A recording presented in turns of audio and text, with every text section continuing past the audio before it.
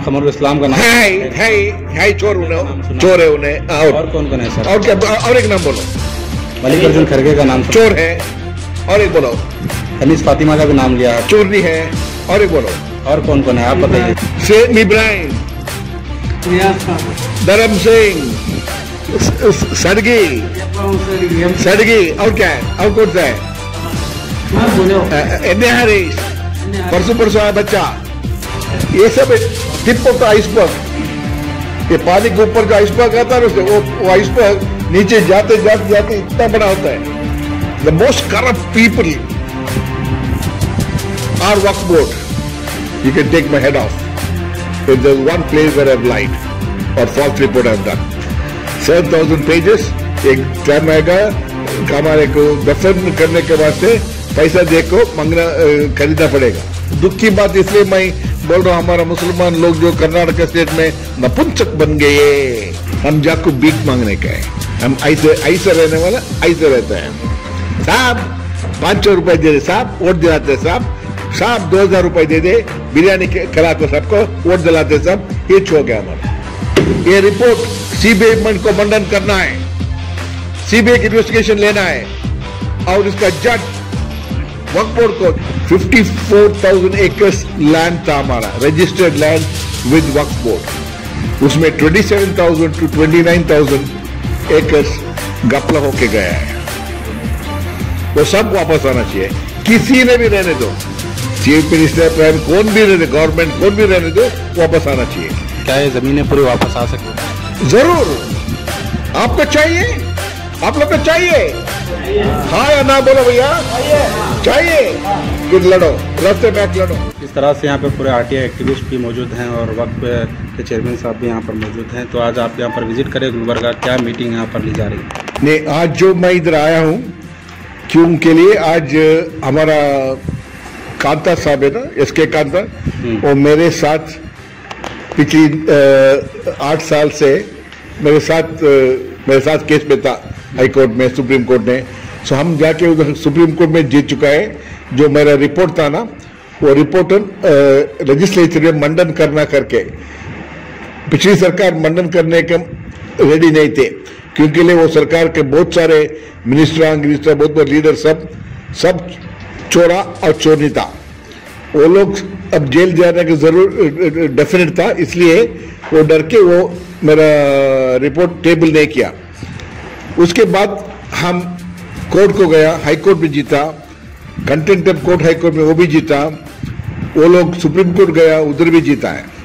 ये सब मैं केस जो मैं माइनॉरिटी कमीशन चेयरमैन था तब इन्वेस्टिगेट करके ये जो 7,000 पेज का रिपोर्ट दिए थे, इसमें 2,30,000 करोड़ का प्रॉपर्टी का लफड़ा हुआ था।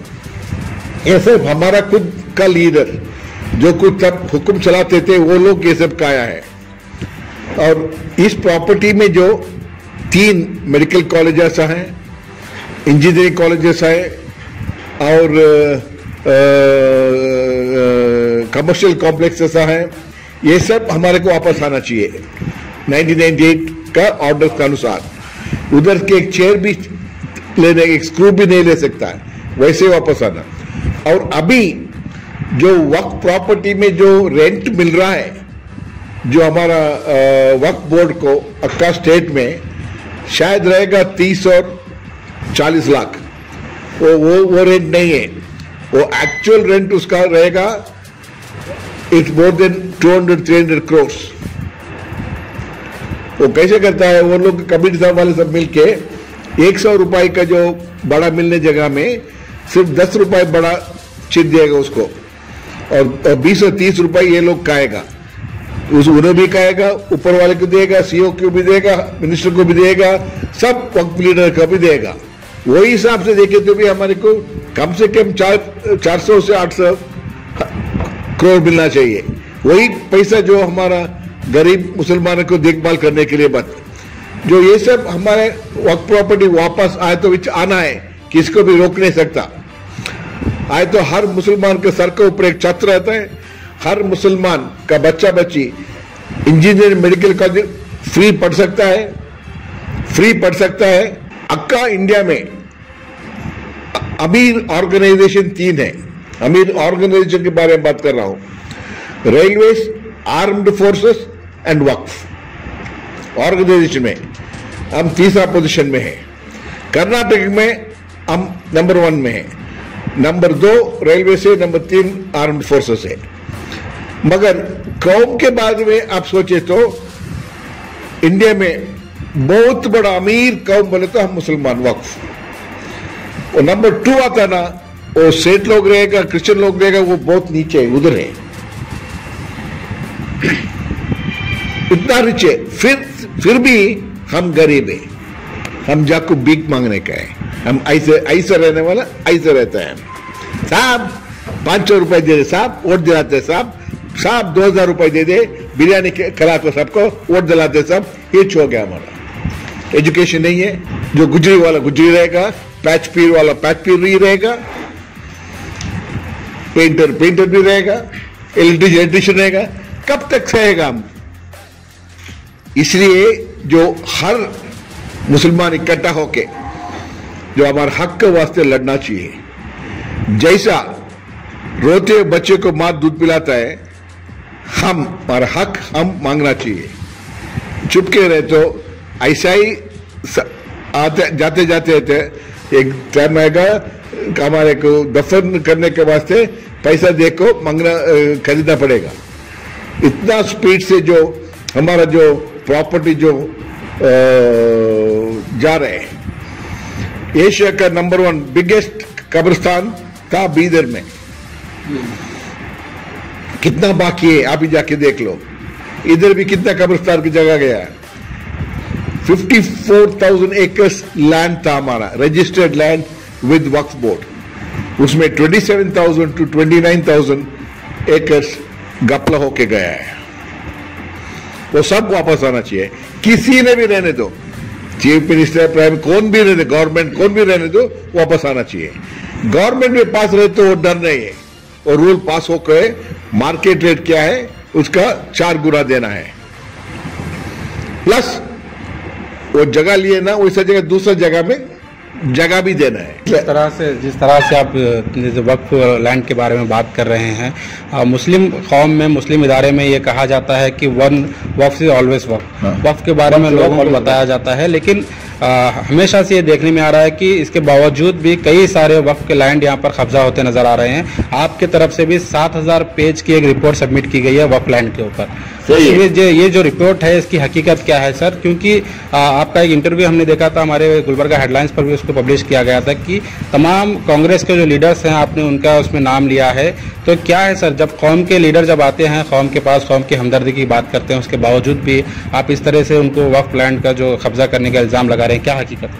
हकीकत कुछ नहीं है। जो रिपोर्ट में जो मेंशन हुआ था, जो कौन की कमीशन कोई भी एक रिपोर्ट गवर्नमेंट को देता है, वो गवर्नमेंट का प्रॉपर्टी होता है, लेजिस्लेचर का प्रॉपर्टी होता है, तो किसी बाहर नहीं दे सकता है। वो पब्लिक डोमेन में जब आता है तब ये विधानसभा में मंडन होता है, टेबल होता है। मैं 2012 में रिपोर्ट देने के बाद अब तक लड़ाई क्यों किया करके बोले तो, ये जो रिपोर्ट मैंने दिया है वो पब्लिक डोमेन को आना है, हर आदमी को मिलना चाहिए। अब कैसे लड़ाई करके परसों सितंबर 23 में मंडन हुआ, टेबल हुआ, अब सबको मिलता है। फिर भी हमारा मुसलमान लोग, कितने आदमी के पूछो, कितने आदमी हमारा रिपोर्ट लेके आए, कितने आदमी? कोर्ट द जर्नलिस्ट आरटीआई में जाकर ले दो, वो किताब दे दो और रिपोर्ट दे दो, हम पढ़ेंगे। वो रिपोर्ट हर मस्जिद वाले लेना चाहिए, हर मुसलमान लेना चाहिए और खुद पढ़ना चाहिए। पढ़ के मालूम पढ़ना चाहिए किधर किधर हमारा जो प्रॉपर्टी गया है, हमारे हक क्या है, हमारे को मिलता कि नहीं की, ये करना चाहिए। मेरे वास्ते नहीं, तुम्हारे वास्ते, इसके वास्ते नहीं, वो कौम के वास्ते। गुलबर्गा शहर में कौन कौन सी प्रॉपर्टी से नोटेड है जो वक्त प्रॉपर्टी कब्जा की गई? तुम्हें कौन सा प्रॉपर्टी बोलते हैं, बोलो। वो अंदर है, रिपोर्ट के अंदर है।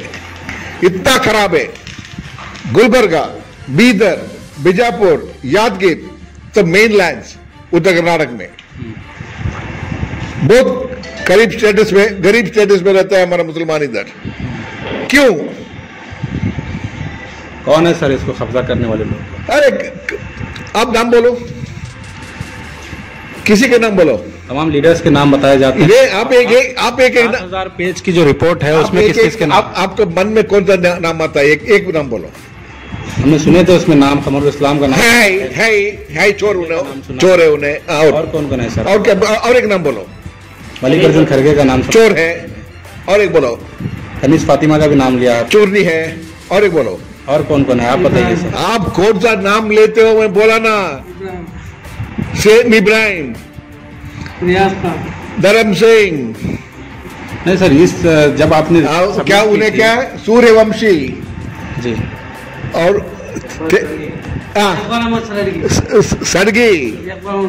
सड़गी, और क्या है? और कौन सा है? हरीश, परसों आया बच्चा। सर ये तमाम लीडरों के जो आप नाम ले रहे हैं, ये सीनियर लीडर्स हैं, समझ में आता है। कनीज फातिमा के ऊपर किस तरह से इल्जाम लगा रहे हैं? वो उसका मर्द के साथ मिला के वो प्रॉपर्टी उसे एंजॉय कर रहे हैं और उसको रखने के बाद वो लड़ाई जारी रखा है। और जो मेन क्रक्स, जो मेरा रिपोर्ट का मेन क्रक्स है, वो तो जज है, वो तो वो वक्फ बोर्ड है। वक्फ बोर्ड में एक दिन आके उधर सुबह में शाम तक कम से कम 50 केस आएगा। हमारा वक्फ बोर्ड के अंदर 3000 के ऊपर इदारे हैं, उसमें 60 to 80% प्रॉब्लम में है और उसका डायरेक्ट कंट्रोल में कौन, किसका? वक्फ बोर्ड का। अब एक आदमी वक्फ बोर्ड को चुनाव लड़के उधर मेंबर बनने के वास्ते 8 से 10 करोड़ तक खर्चा करता है। साइड देता है, कार देता है, रेडो वॉच देता है, ये सब देके उधर चुन कर आता है। इसके बावजूद भी कई मेंबर्स कनीज फातिमा को लेकर, कई दीगर लीडर्स आज भी स्टेट बॉडी में मेंबर्स बने हुए हैं सर, वक्फ प्रॉपर्टीज में। अभी भी जो वक्फ बोर्ड में बैठा हुए आदमी, उसमें 3-4 आदमी लोग का नाम मेरा रिपोर्ट में है। कौन है? और जो बाय मिस्टेक जो हमारे सरकार ने भी किसको अपॉइंट किया, उसमें शाफी सदी करके मौलाना का नाम भी है। उन्हें लूट रहा है। परसों उसको पकड़ा हुआ, हम और हमारे साथी पकड़ा है उसको। वो मस्जिद को कंपाउंड वॉल बनाने के वास्ते गवर्नमेंट ग्रांट मिलता है, उसमें भी झूठ बोल के 2015 में खत्म हुआ। मस्जिद के नाम पे कंपाउंड वॉल होना कर को 19 लाख उन्हें मारा है। ये सब टिप ऑफ द आइसबर्ग, ये पानी के ऊपर जो आइसबर्ग आता है उससे वो आइसबर्ग नीचे जाते इतना बड़ा होता है। This is exactly what's happening. The most corrupt people are Waqf Board. Karnataka ರಾಜ್ಯದ ಬಹುದೊಡ್ಡ ಭ್ರಷ್ಟಾಚಾರದ ಕೂಪ Waqf Board. The biggest corrupt place. Unless हर मुसलमान मिलके ये रिपोर्ट सीबीआई को मंडन करना है, सीबीआई की इन्वेस्टिगेशन लेना है और इसका जज वक्फ बोर्ड को, जब तक इन्वेस्टिगेशन नहीं होता है, वो वक्फ बोर्ड को सस्पेंडेड एनिमेशन में रखना है। माना तब तक नहीं होता तब तक बर्खास्त में रखना है। क्लियर होने के बाद आने दो, तब तक गुड एडमिनिस्ट्रेटर डाल के चलाना है। सर जिस तरह से आप इतने सालों से लड़ाई कर रहे हैं और कई यहाँ पर आरटीआई एक्टिविस्ट भी मौजूद हैं, वो लोग भी कोशिश कर रहे हैं, इसके बावजूद भी पुरानी जो वक्फ लैंड कब्जा हुई है वो वापस आना तो दूर, नए ऐसे कई वक्फ लैंड हैं जो कब्जा आज भी होते नजर आ रहे हैं। इसलिए मैं बहुत दुख की बात इसलिए मैं बोल रहा हूँ, हमारा मुसलमान लोग जो कर्नाटक स्टेट में नपुंसक बन गए। परसों एक हमारा सेक्रेटरी था AB इब्राहिम, ये सब गलाटा चल रहा है।